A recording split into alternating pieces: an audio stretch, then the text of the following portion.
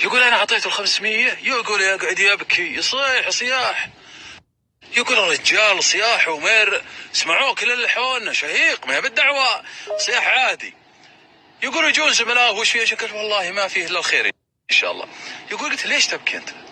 قال قسم بالله العظيم إني مجمع فلوس علشان عملية أمي وناقصا 400 ريال علشان أكمل حقات العملية، وسبحان الله الرزاق.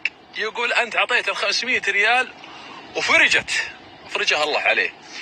يقول المهم قلت الحمد لله والله يشفي أمك. يقول المهم أنا رحت من عند الرجال هاليماني هذا. يقول رحت لما البيت وجلست أسولف أنا وأمي وقلت له السالفة كلها.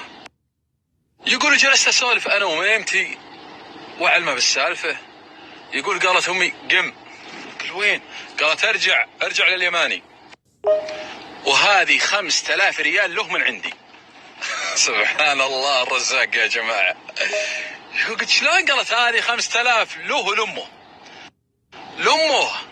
الله إن شاء الله يشفيه ويعافيه. يقول واخذ 5000 واروح اليماني وطقهم بيده. 5000 ريال. لكن شوفوا يا سبحان الله العظيم. يقول لك الشاهد في القصة. يقول اليماني يقول لي والله يوم انك عبيت بنزين ورحت، يقول لومون كل زملائي اللي عندي بالمحطة، يلا لعب عليك الحين، من هو اللي بيفلت منك الآن؟ كفيلك يبي خصم عليك 100 ريال وانت بأمس الحاجة للمساعدة. يقول قلت لنا الله إن شاء الله ما راح يضيعني. قالوا كيف يا ابن الحلال أنت كيف الثقة هذه ما تصلح بين الناس؟ يقول المهم بعد لومهم لي ولك جاي ومعطيني الحساب ومعطيني 500 ريال.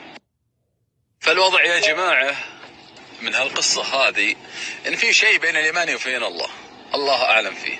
ممكن دعوة أمه المريضة وحماسه له هو اللي خلى الله يستجيب دعوته ويجيب له إنسان غريب وينسى محفظته.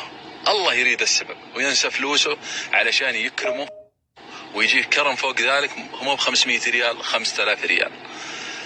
سبحان الله، فيه أسرار بين العبد وبين الرب. الله يرزقنا يا جماعة.